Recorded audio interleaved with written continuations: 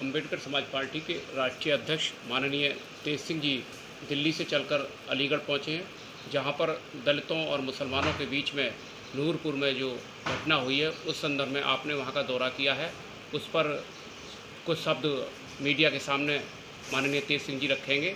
हम तेज सिंह जी से पूछना चाहते हैं कि नूरपुर में जो घटना हुई है उस संदर्भ में आपका क्या कहना है? देखिए, नूरपुर की जो घटना हुई है, बाई एंड लार्ज दलित और मुसलमान लड़ना नहीं चाहता, एक दूसरे के बिल्कुल मतलब समर्थन के लोग हैं, एक के बगैर एक का सर्वाइवल नहीं है। और दोनों जो ब्राह्मणवाद जो हिंदुत्व है दोनों उसके निशाने पर हैं। पहला निशाना पर मुसलमान है और उसके बाद में जो क्योंकि वो मजबूत दुश्मन मानता है उसको, हिंदू उसको मजबूत दुश्मन मानता है, इसलिए पहला निशाना मुसलमान है उनका और दूसरे निशाने पर दलित हैं। और ये जो केस हुआ है तो उसमें ये तो वारदात हो गई है, वैसे ही ये जनरल नहीं है। ये तो वहाँ क्या है, कुछ हर समाज में हर तरह के लोग होते हैं, वो नासमझ भी होते हैं। तो नासमझ लोगों ने ये इस तरह का घटना को अंजाम दिया। कोई ज़्यादा बड़ी घटना नहीं हुई, छोटी काश हुई, मारा मारी हल्की सी हुई है। लेकिन उसके बाद जैसा मुझे पता चला है, बीजेपी के लोग और इनके जो धार्मिक लोग जो भी हैं हिंदुओं के, वो हाँ उन्होंने इंटरफियर किया। और इंटरफियर करने के अलावा साथ में उनका ये कहना, करे मुसलमानों की तो 3 मस्जिदें, तुम्हारा कोई मंदिर नहीं है। मुझे वहाँ खुशी हुई जब वहाँ के जाटवों ने, दलितों ने ये कहा कि भाई मंदिर से हमारा क्या लेना देना, हम तो बाबा साहब डॉक्टर अम्बेडकर के मानने वाले हैं, तुम हमें मंदिर में नहीं घुसने देते जहाँ मंदिर का पाठ पढ़ाने आ जाओ। बहुत करके उनको जवाब दिया। वहाँ ये घटना है, इसको पुलिस ने बड़ी अच्छी तरह से उसको टैकल किया है।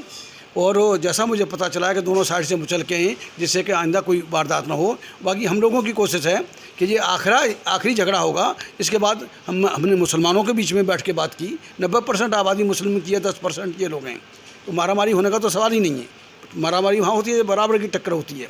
वो भी जानते हैं कि आज जो पूरे देश में चाहे कोई भी मुस्लिम लीडर हो, ये दलित मुस्लिम मुहिम चल रही है, दलित मुस्लिम इत्तेहाद भाईचारे की मुहिम चल रही है।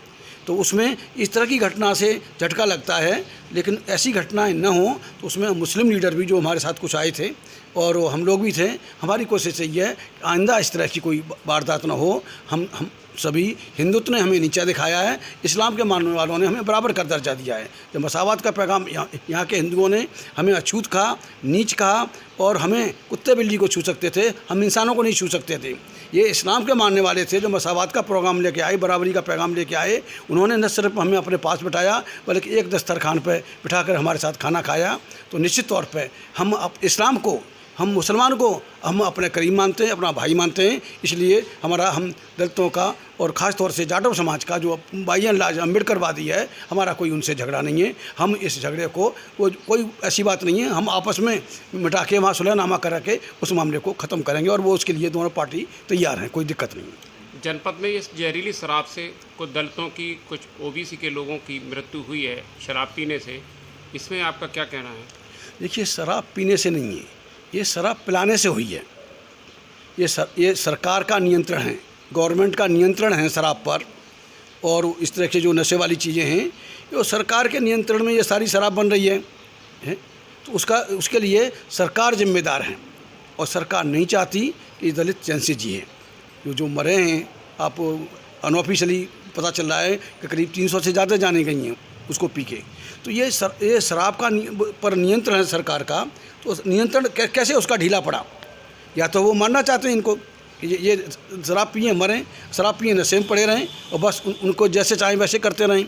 तो मैं दलितों को कम, पीने वालों को कम कसूरवार मानता हूँ। हमारे कसूरवार हैं वो अपने घर को बर्बाद कर रहे हैं, दारू से किसी का भला नहीं हुआ। ये निश्चित तौर से सरकार, इसके लिए मेरे हिसाब से सरकार जिम्मेदार है कि जिन्होंने ये जहरीली सरकार बंटवाने का जो प्रबंध किया है, वो जहरीली शराब के लिए सरकार जिम्मेदार है। वो जहरीली शराब पीने नहीं गए थे, ये तो सरकार द्वारा परोसी गई। सरकार के नियंत्रण से बाहर कैसे हुआ? ये शराब का सिस्टम था, वो सरकार के नियंत्रण से बाहर कैसे हुआ?